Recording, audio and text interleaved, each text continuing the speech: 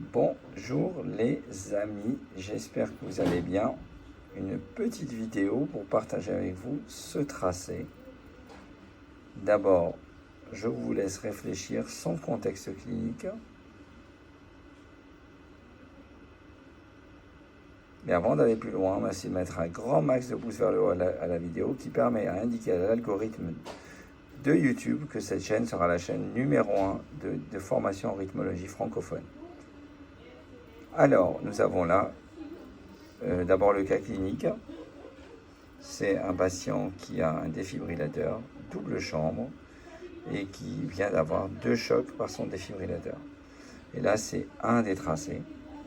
Et comme vous voyez ici, nous avons une tachycardie à QRS large, mais que vous notez d'emblée qui est irrégulière.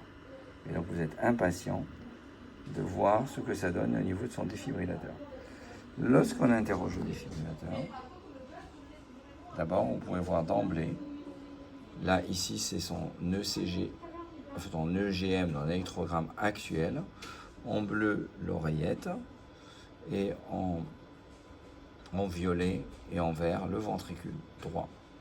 Et vous voyez d'emblée qu'il y a plus de bleu que de violet et de vert, indiquant bien une dissociation atriale entre atrio-ventriculaire. Et donc ce patient actuellement est en fibrillation atriale.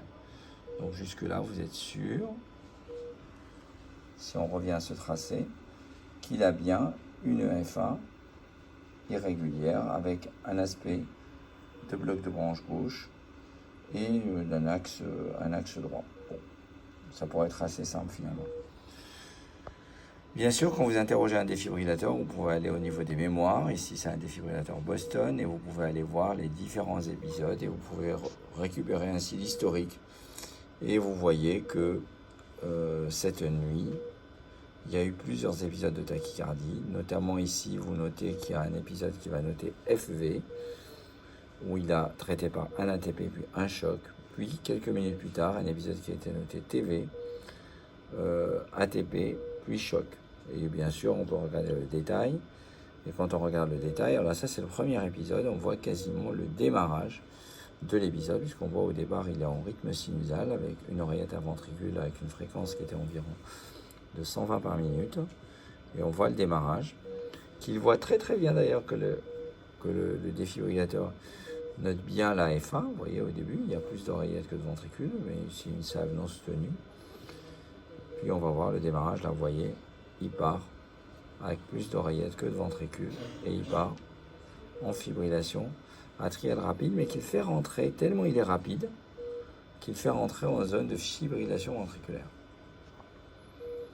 Et ainsi de suite. Donc quand vous êtes en zone AV, vous allez choquer assez vite et ce choc ne va pas marcher ni sur la FA, ni sur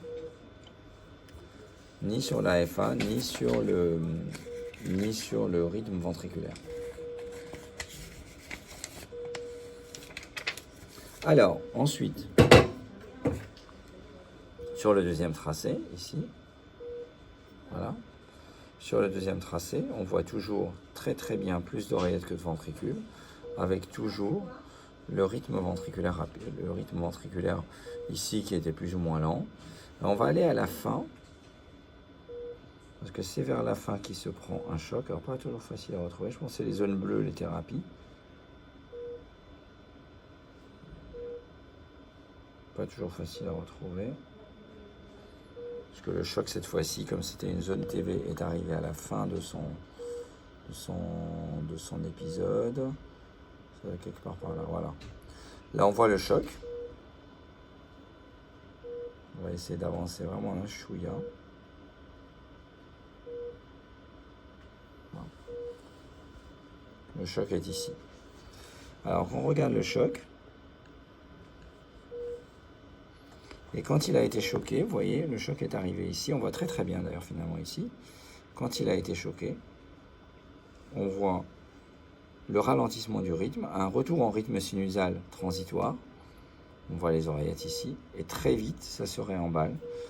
Ça s'est réemballé en fibrillation atriale rapide. D'ailleurs, ce moment de retour en rythme sinusal a été enregistré à la fraction de seconde où il a été choqué par une équipe très très motivé. Vous voyez ici le rythme. Alors, il n'est pas en rythme sinusal d'ailleurs.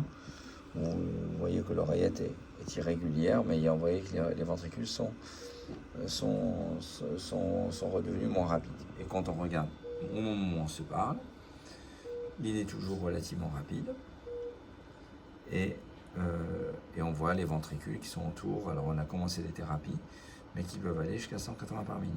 Au niveau des traitements, ce qu'on a fait, donc on a regardé la fonction rénale qui est normale, on a regardé la fraction d'éjection qui est très altérée, autour de 20%, on a regardé qu'il n'y a pas d'ébranchement péricardique, on a regardé sa créatine qui est correcte, on lui a mis, il avait été déjà sous bêta-bloquant, on lui a mis une ampoule de dioxine, et on a mis 2 ampoules de cordarone sur 30 minutes, qu'on pourra renouveler éventuellement plus tard dans la soirée. Voilà, je voulais vous partager avec vous ces tracés intéressants. Et puis je vous dis à très bientôt et encore merci de mettre un grand max de pouces bleus à la vidéo. À bientôt.